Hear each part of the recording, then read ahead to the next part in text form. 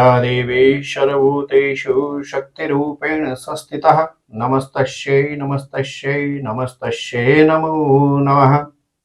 या श्री स्वयं सुकृतिनां भवनेषु लक्ष्मीं पापात्मनां कृतधियां हृदयेषु बुद्धि श्रद्धा शतां कुलजनां प्रभवश्य लज्जां तां त्वां नतास्मि परिपालय देवी विश्वम्।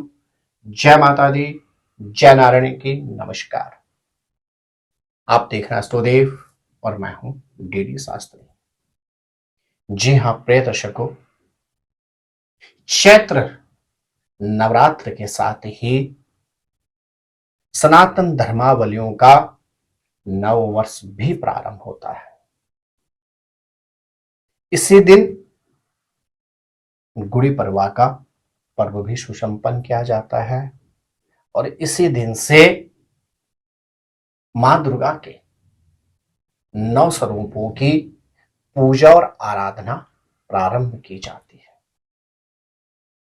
जी हां प्रिय दर्शकों, इस एपिसोड के माध्यम से आप जान पाएंगे वर्ष 2025 में किस दिन से नव संवत्सर प्रारंभ होगा और किस दिन से मां भगवती नव दुर्गा के 9 स्वरूपों की चैत्र के नवरात्र के मध्य पूजा और उपासना की जाएगी।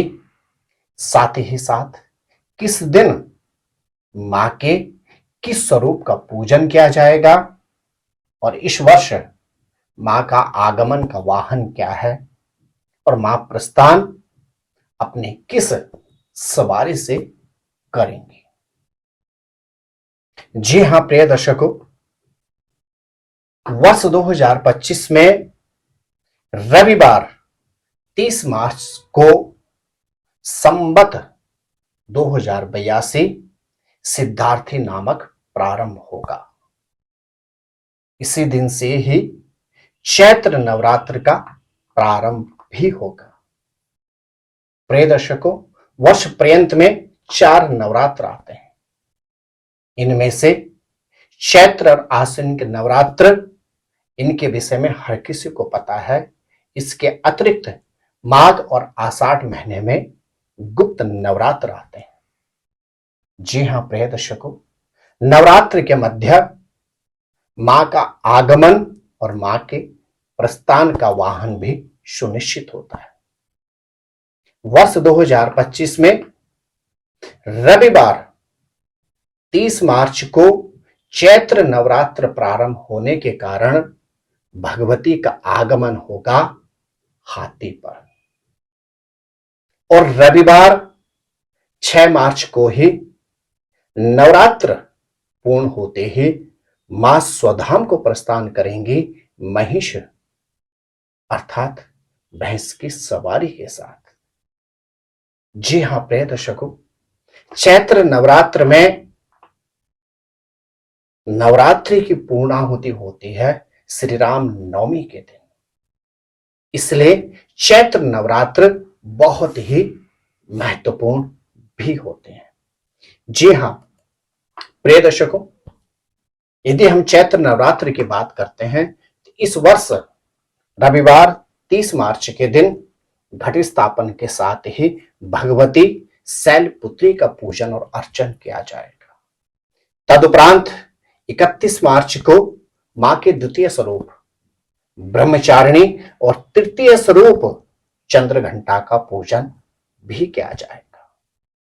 तदुपरांत प्रिय दर्शकों, 1 अप्रैल के दिन भगवती कुसमांडा जो मां का चौथा स्वरूप है, इस दिन इनका पूजन और अर्चन किया जाएगा।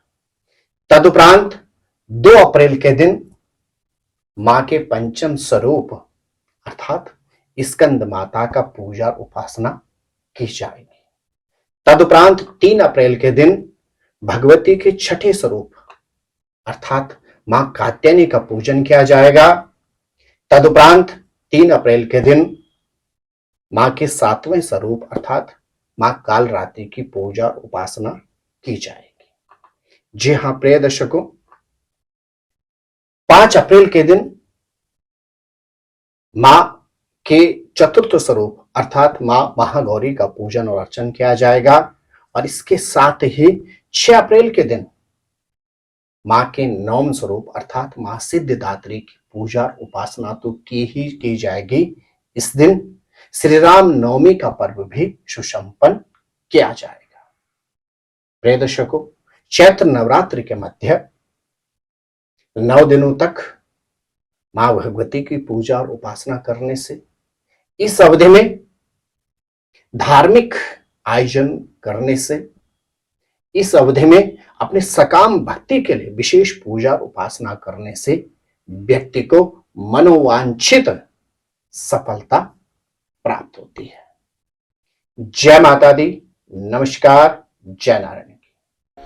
ज्योतिर्विद डीडी शास्त्री जी से ज्योतिष, अंक ज्योतिष, हस्तरेखा, वैदिक पद्धति से यज्ञ अनुष्ठान, राशि रत्न, रुद्राक्ष कवच तथा वास्तु निरीक्षण हेतु संपर्क करें। संपर्क हेतु हमारे फ़ोन नंबर हैं 9810627053, 9818827053। हमारी वेबसाइट है www.vedicjyotish.com।